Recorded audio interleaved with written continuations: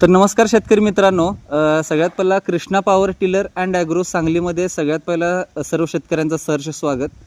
तर आज आपल्या सांगली जिल्ह्यामध्ये बेडग ह्या गावामध्ये जे घोरपडे सरकार आहेत, म्हणजे त्याचा तसा अजून एका साईडने आपण जर ओळखायला गेलं तर महाराष्ट्राचे माजी मुख्यमंत्री पृथ्वीराज चव्हाण यांच्या ह्या धर्मपत्नी सतोशीला पृथ्वीराज चव्हाण यांनी आपल्याकडे थोड्या दिवसापाठीमागे मशीन खरेदी करण्यासाठी जस्ट एन्क्वायरीसाठी त्यांनी आले होते. तर त्यांना आपण आपला मायजो कंपनीचा पॉवर विडर हा योग्यरित्या त्यांच्या फील्डवरती चांगल्या पद्धतीने काम करेल याचं आश्वासन देऊन आपण त्यांना मशीन आपण दिलं होतं. तर आज त्याच्या फील्ड डेमोवरती आपण आलेलो होतो. तर आज मॅडमांना सुद्धा विचारूया की त्यांनी जो स्वतः चालवलेत, आता एज बघायला जर गेला तर ह्या एजमध्ये सुद्धा त्यांनी अच्छा कसं मशीन चालवलेत. तर मॅडमांना सुद्धा विचारूया की बाबा कशा पद्धतीने काम केलं आहे. आणि त्यांनी ज्या टायमाला दुकानामध्ये आलेले होते, आता आमचा एक प्रसंग एक सांगू इच्छितो सगळ्यांना की त्यांनी ज्या टायमाला शॉपमध्ये आले होते त्यांनी एक बोललं होतं की तुम्ही माझ्या मुलासारखे आहात, तर तुम्ही जे योग्य वाटतं ते तुम्ही आम्हाला मशीन द्या. तर ह्या आईच्या प्रेमापोटी आपण चांगला असा आपण एक मॉडेल त्यांना सुचवला होता. तर तेच मशीन आम्ही दिलेल्या शब्दावरती खडं उतरलं आहे का नाही हे आपण आता मॅडमांकडूनच आपण जाणून घेऊ. तर नमस्कार मॅडम. मॅडम, तुम्ही स्वतःही आता तुम्ही मॉडेल चालवला, शफिक साहेबांनी सुद्धा आता मॉडेल चालवला. तर कशा पद्धतीने मशीन काम केलं, थोडं लाऊडली. प्रथम म्हणजे तुम्ही आम्हाला जे पार्ट्स प्रॉमिस केले होते ते सगळे दिले, मशीन पण आणून फिक्स करून आम्हाला दिलं, त्याच्याबद्दल धन्यवाद. थँक्यू. आणि शफिक भाईनी पण चालवले, मी पण चालवून बघितले आणि एवढं काय अवघड नाही आहे. फक्त आम्हाला अजून रान जरा व्यवस्थित तयार केलं तर हे मशीन फार चांगलं काम करेल अशी मला खात्री आहे. आणि तुम्ही शेतकरी बांधवांना मॅडम काय सांगू शकता की बाबा हे मशीन शेतकऱ्यांसाठी जो घरगुती यूज करतो किंवा जो बिझनेस पर्पजसाठी मशीन घेऊ इच्छितो त्याला हे युजफुल ठरेल का इन फ्युचरमध्ये? हो, ठरणारच आहे. कारण मॅनपॉवर आता शेतावर काम करायला मुलं लाजतात, क्वालिफाईड असले तरी त्यांना शेती करायला जरा लाज वाटते आणि मुलीही मिळत नाही लग्नासाठी. बरोबर. हे त्यांचा मेन प्रॉब्लेम असतो. म्हणून ते सगळेजण शहराकडे वळतात आणि आईवडिलांच्या अंगावरती शेती टाकून जातात. आईवडील वय झालं की मग त्यांना जमत नाही करायला, माणूसबळ मिळत नाही, मोठं कुटुंब नाही आहे, आता छोटी छोटी कुटुंब आहेत.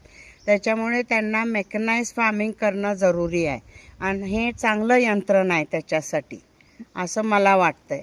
म्हणजे भविष्यामध्ये हे शेतकऱ्यांना फायदेशीर ठरणार आहे. हो, ठरणारच आहे. जर माणूसबळ इकडं वळवलं नाही शेतीकडे तर मग हे मशीन चांगलंच उपयोगाला येणार आहे.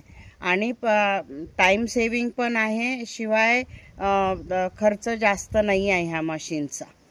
ते सगळ्यात म्हणजे फायदेशीर आहे. सध्याच्या अवस्थेमध्ये जेव्हा आम्हाला योग्य तो दर मिळत नाही, आमच्या ह्या मशागतीला मेहनतीला म्हणा, सरकार योग्य तो दर देत नाही. बरोबर. त्याच्यामुळे आम्ही असं टूल जर वापरलं तर आम्ही पुष्कळ पैसे पण वाचू शकतो आणि आमची जमीन पण सुपीक राहील. बरोबर. तर मॅडम एवढ्या डीपली किंवा एवढं परफेक्टली का सांगू शकल्या, कारण त्यांनी एवढ्या चांगल्यारीत्या ही जागा त्यांनी मेंटेन ठेवलेली आहे आणि एवढी चांगल्यारीत्या त्यातून त्यांनी पिकाचं आउटपुट घेतात. आणि त्यांचे सहकारी आपले शफिक साहेब आहेत की त्यांनी सुद्धा मशीन हे चालवलेले आहेत.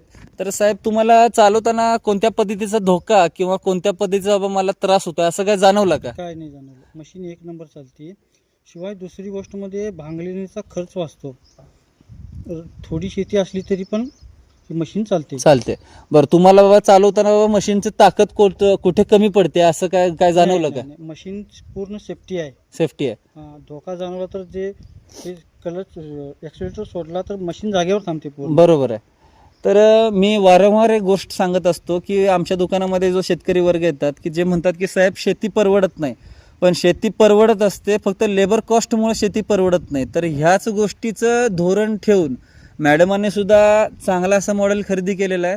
आणि मॅडमांचं कसं असतं, राजकीय क्षेत्र हे वेगळं, पण जनतेला आम्ही हे सांगतो की बाबा राजकारण्यांचं शेती फील्ड सुद्धा ही तेवढीच चांगली आहे.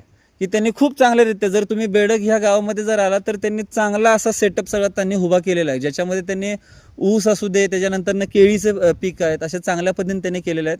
तर मॅडम, ज्या पद्धतीने आम्ही शॉपमध्ये तुम्हाला सांगितलं होतं की बाबा आम्ही तुमच्या फील्डवरती येऊन चालवून दाखवू वगैरे, त्या पद्धतीने आम्ही ते करून दाखवलेलं आहे का? हो, डेमो चांगला दिला आणि एकदा नाही 10 वेळा तुम्ही आम्हाला समजून सांगितलं की हे सेफ्टी असं आहे, हात लगेच सोडायचा म्हणजे मशीन जाग्यावर थांबतं, गिअर्स कुठले कुठले कसे वापरायचे आणि रोटर मागं पुढं कसं फिरवायचा, बदलायचे कसे बरोबर आहे. जेव्हा आपण रिव्हर्स गिअरमध्ये येतो तेव्हा, ते सगळं इतकं व्यवस्थित समजून सांगितल्यामुळे म्हणजे माझ्यासारखी सुद्धा ह्या वयात ते मशीन चालवू शकते. मला आता ह्या होय म्हणजे तुम्ही आता काय तुमचं एज थोडं समजू शकेल का मॅडम? आय एम 69 नाव.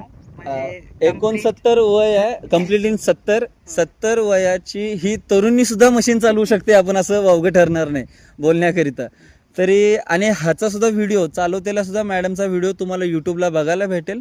तर सर्व शेतकऱ्यांनी मशीनची पूर्ण माहिती घ्या आणि दिलेल्या खाली नंबरवरती पूर्ण तुम्ही संपर्क साधून अधिक माहिती मिळवा. धन्यवाद.